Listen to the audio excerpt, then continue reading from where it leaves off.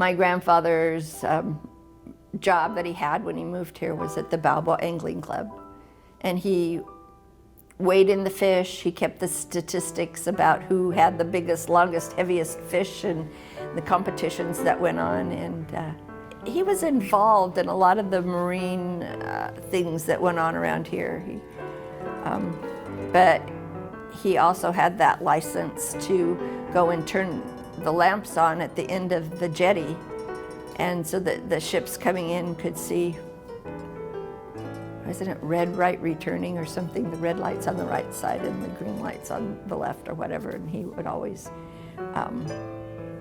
make sure that those were lit, take a little boat out to the end of the jetty, and especially in storms, I guess it was a tough job.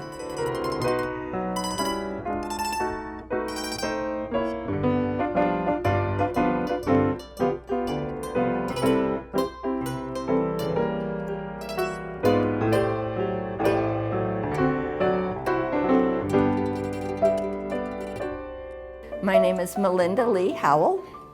I was born in 1946, born and raised on the peninsula, Balboa Island, in this area of Newport Beach that I have enjoyed and loved my whole life. My grandfather, Leland Jonas, was born in Los Angeles, and his family was prone to taking adventures around Southern California. And at some point in time, when he was about 16 years old, he and his father came on the red car to the Balboa Pier. And at that time, the train stopped someplace near the pavilion, and they got the sales pitch. I believe it was the pavilion where they would go and get the sales pitch. And he so badly wanted his father to buy land on the beach right there in Newport. And his father said to him, "What do I want with an acre of sand for $500 or a lot on an island that I can't even see for $50?" So he kind of kept that dream in his heart his whole life. And but when he turned 17, he claimed to be 18. And went off and became an Army Air Corps pilot, hoping to join the war in World War I. But fortunately, or unfortunately, however you read that, the war was over by the time he was fully trained. But he was sent to Texas and to Kelly Field, and that's where he did a lot of his flight training.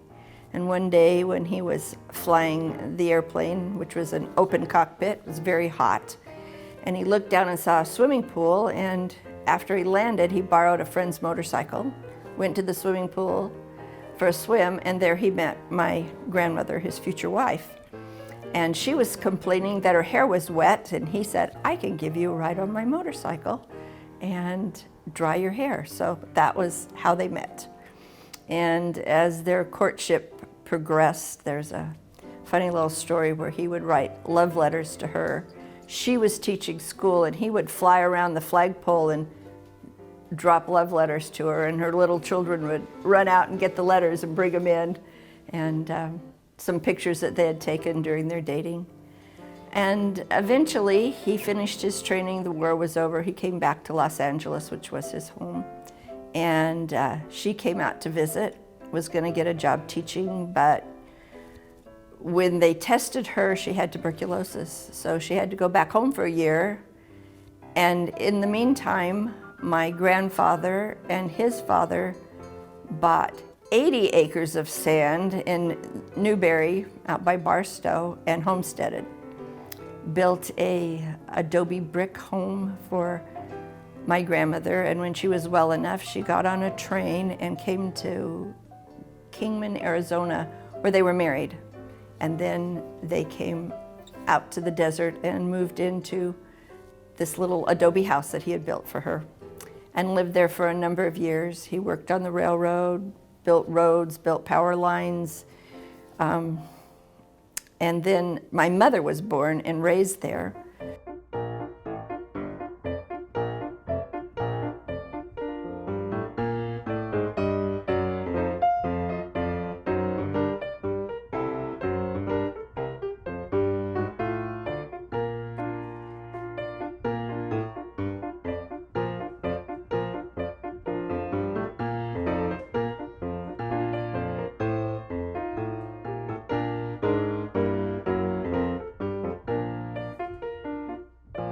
She graduated from Needles High School, the valedictorian of her class of 27 students, I believe.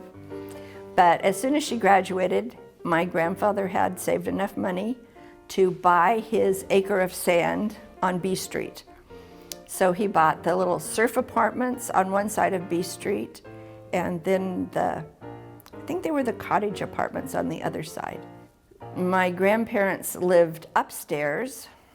My mother, shortly after moving here, I think she was here for about a year, and she met my biological father, fell in love, got married. It lasted about 6 months, long enough for me to be conceived. And then my mother and I came back, and we lived in the little cottage apartment downstairs. My grandparents lived in the apartment upstairs, and my mother, she worked at Lonnie's drugstore on the peninsula and at the phone company. My mother was a phone operator. They're close to B Street, still there. And she was going to school to get her teaching credential.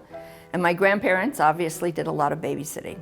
So they cut a hole in the floor and could move the little patch of floor out of the way and look down and make sure that I was asleep or okay for the night. And that was the way my mother got babysitting done at a good rate. And so that's my beginnings of living in Newport Beach. Every morning, my mother would get up and swim across the bay. You could never do that now. Too much boat traffic, but and she had a little sailboat named the Signet and would sail the boat across the bay.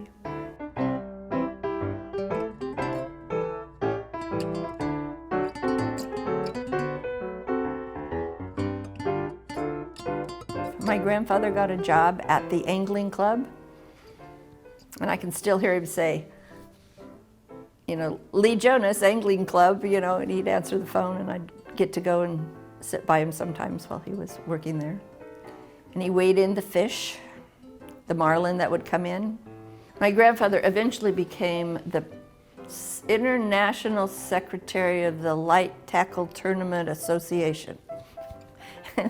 They sent him, all around the world to weigh in fish. And so he had some really nice trips to different places when he did that. I remember going to that little theater there and seeing Sleeping Beauty when it first came out. And there was a little toy store next to it, and I got the Sleeping Beauty doll that went with it. It was a highlight of my young years.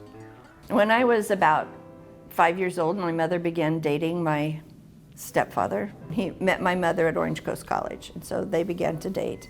And at the time, he was living with his aunt, who became my aunt eventually, on Balboa Island, Little Island. And her husband was Claire Barnett, who was the doctor here on the island and treated most patients, including my grandfather. And he would take the ferry every night over to visit my mother on B Street. And so the ferry boat captain got so used to his frequent visits that he would wait until the very last run at midnight, pull the horn on the ferry boat, and it would blast for a while, and my dad would say, time for me to go. And so he'd dash out of the house and go get on the ferry and go back home again. One of the things that endeared me to him was that one day he showed up, must have been around Halloween, with a pumpkin that was made from all of the produce that he had, the crookneck squash and the different vegetables on this little pumpkin that he made when he was working at Hershey's Market. Eventually, my parents were married. They were married in the little Methodist church right on the Balboa Island side of the ferry. And he eventually adopted me, so I'm officially a Haug. And they rented a house across the street.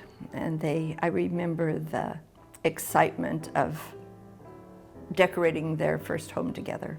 My mother was going to school to get her teaching credential, and my father continued working at Hershey's Market, where he worked most of his life.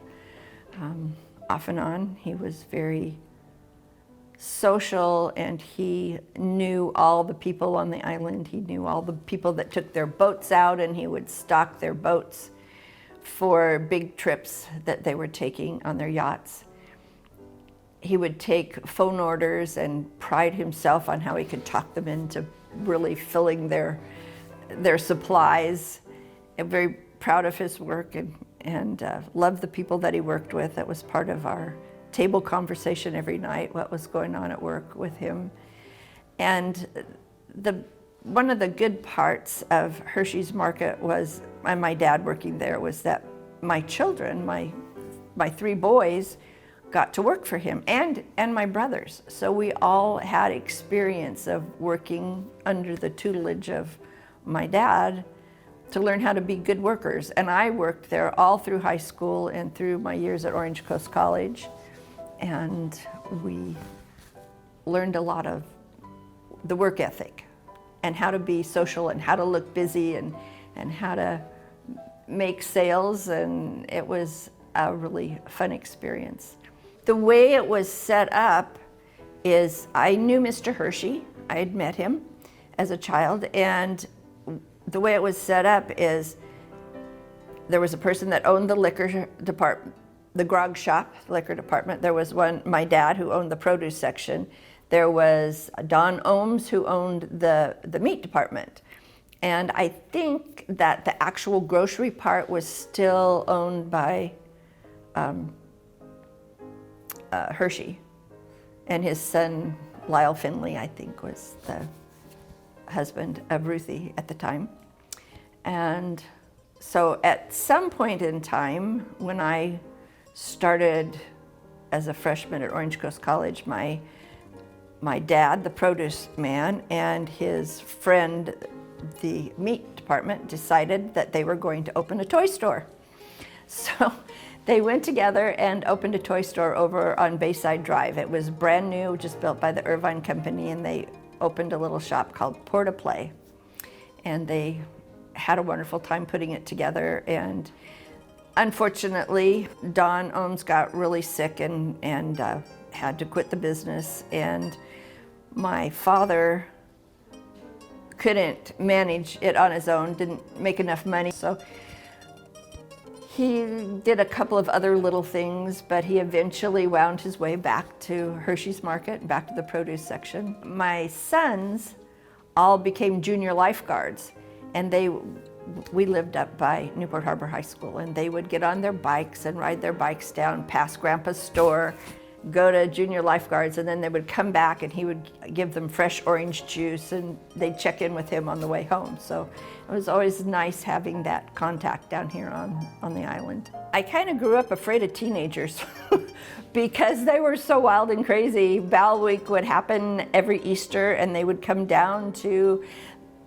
enjoy the sun and sand and freedom, and they would rent my grandparents' apartments on both sides of B Street. They had the little cottage apartments and the surf apartments, and they'd be rowdy and they'd stay for a few days, and then another group would come in, and my grandmother was in charge of changing all the bedding and cleaning up all the beer cans or whatever was left behind, and they kind of destroyed the property, and obviously not all of them, but enough that I heard enough complaining that I kind of thought teenagers were kind of crazy people. And so that went on until my grandparents decided that they were going to sell the place and move up to a farmhouse on Orange Avenue and 19th Street. And it was, my grandfather got to do some farming, and I think they owned the apartments for a while, but eventually sold them. When I was 10 years old, my parents bought a brand new house for $9,000 on Wallace Street. It was kind of on the corner of Placentia and Victoria.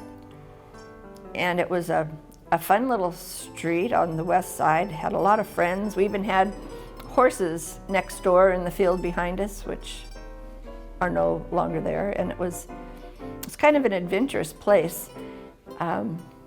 One of the things, they built a brand new school, Wilson School, and I Went there for a couple of years, 5th and 6th grade. And just down from that, where the fire department is right now, across from Estancia High School, there was a big tar pit. And I would bring home abalone shells that I found there that had been tarred on the bottom of it. And I was told that it was done by the Indians that lived there. And I still have some of those big abalone shells that I collected from there. At the time, I didn't understand why the tar was on the bottom of it, but they used them for bowls and so. My first school was Newport Elementary. I remember kindergarten, and Mrs. Bowles was my teacher, and she was also a customer at my dad's store for a while. And I looked at my class picture. She had 36 kindergartners because it was the baby boomer era. And one of the traumas of my life I remember is that we were still having bomb drills, and because of World War II.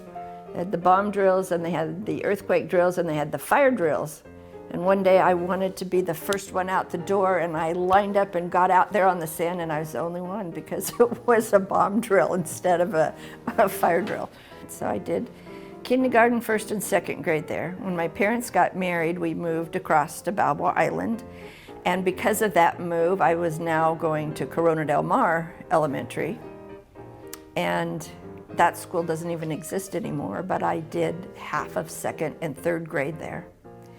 Then my parents bought the house on Wilson, near Wilson School. And so, my 4th grade year, my mother was student teaching.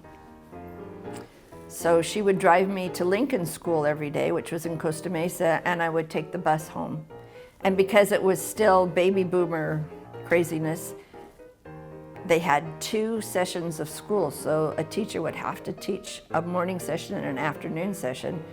And so I was in the morning session.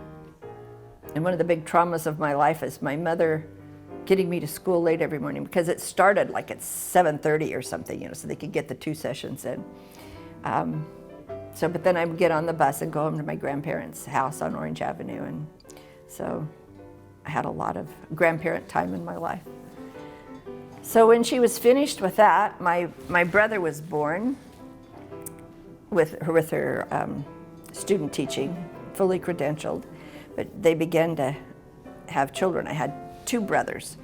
And at that time I was 12 years old, and I wanted to have the same last name as the rest of my family. So I got my dad to officially adopt me so that I had the same family name.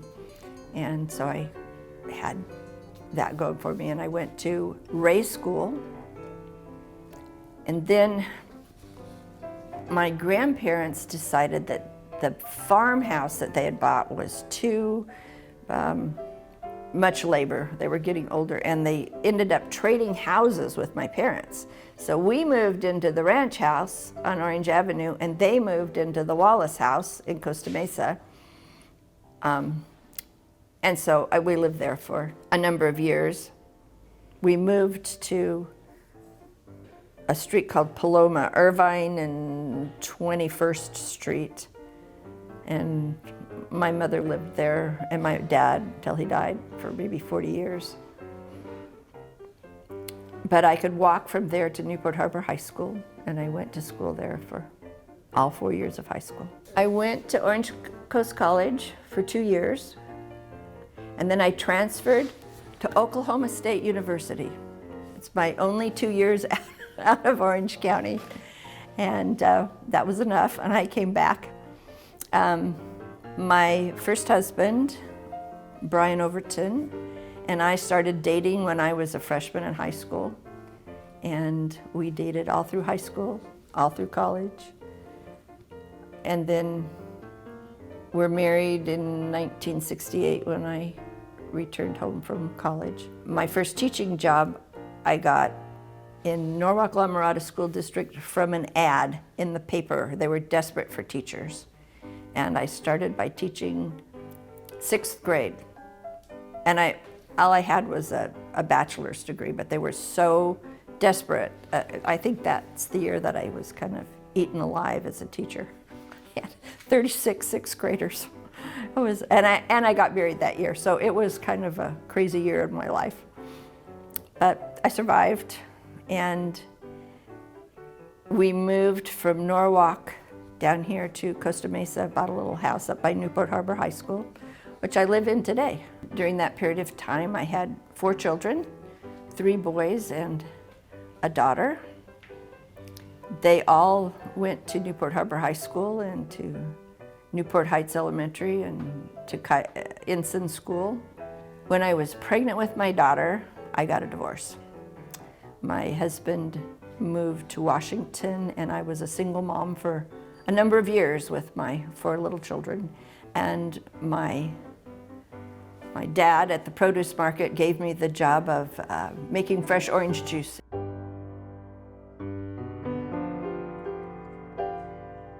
I know I love them rolled in chocolate and just the peanuts. Sometimes I get the works, but usually just the peanuts. And there was a time in my life where my mother and I would come down after work and walk around the island for exercise. Got a frozen banana every single time. I think it was Dad's. And then also right after you get off the ferry on B Street side, there were places to get frozen bananas. When I went away to school in Oklahoma, they didn't have frozen bananas, and I was really trying to tell everybody what a frozen banana was, and they thought I was a little nuts, but it's kind of a staple around here. You know, you've been to Newport Beach, Balboa Island, when you've had a frozen banana. They would come down and get the bananas from us. I remember one particular night, the evening I was closing, and my dad wasn't around, and whoever it was with the banana store needed bananas, and they came banging on the window, please, please let us come in and get another bunch of bananas because we've run out for the evening. So it was good times, good bananas, good frozen bananas. I remember the Fun Zone, and it was a great place to go.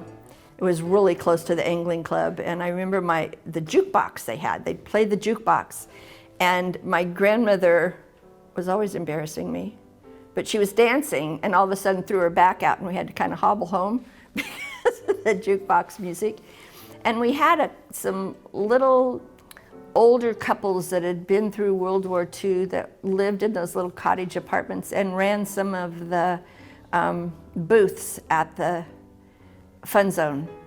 You know, the knock the 10 pins down or whatever. And I remember when it was all beach there on that side too. You know, you could lay out on the beach and the water didn't come up that far. 2 years before I was ready to retire, I met my husband, Norm Howell, at church, and we were married, and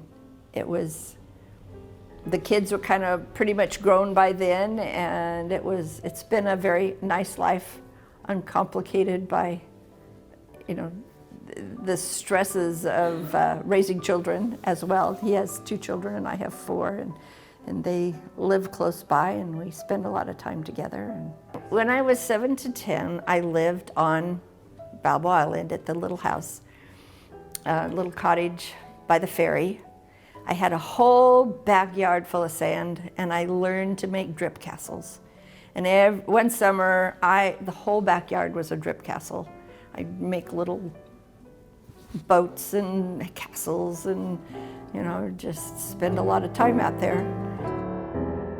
I mean, I just love going to the beach and sitting on the shore and watching the waves crash, or watching my grandchildren play in the surf while I just sit and watch, and they have such a wonderful time.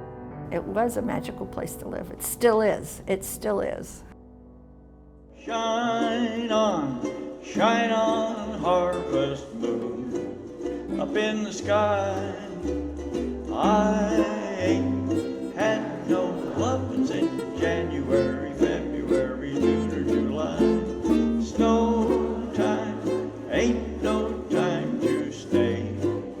Doors and spoon, so shine on, harvest moon, for me and my gal. Time one more, shine on, harvest moon, up in the sky. I ain't had